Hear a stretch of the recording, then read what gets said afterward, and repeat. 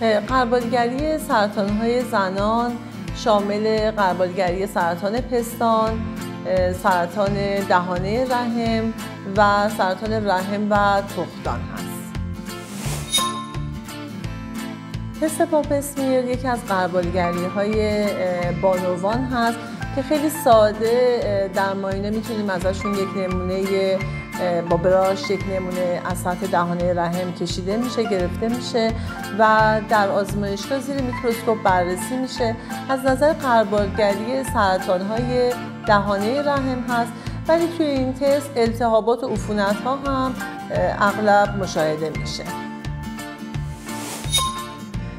تست HPV یا HPV تایپینگ در واقع بررسی ویروس زگیل تناسلی هست که در این تست میتونه مشخص بکنه بیمار آیا به تایپ‌های پرخطر و یا کم خطر این ویروس مبتلا شده یا نه.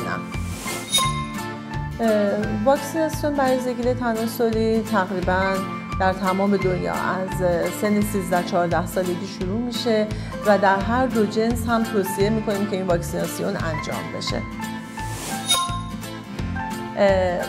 غربالگری سرطان پستان شامل معاینات سالیانه، معایناتی که خود خانم ها میتونن در منزل هر ماه انجام بدن و ماموگرافی و سونوگرافی پستان هست که ماموگرافی در واقع یک عکس هست، عکس برداری هست از پستان که میتونه در تشخیص زودرس سرطان پستان بهشون کمک کنه.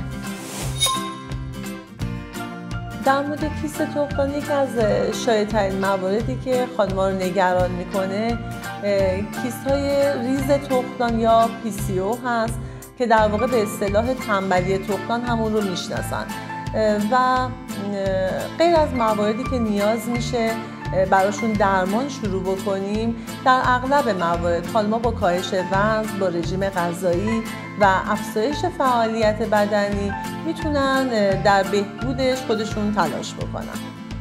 پیجو، بانک مشاغل برتر.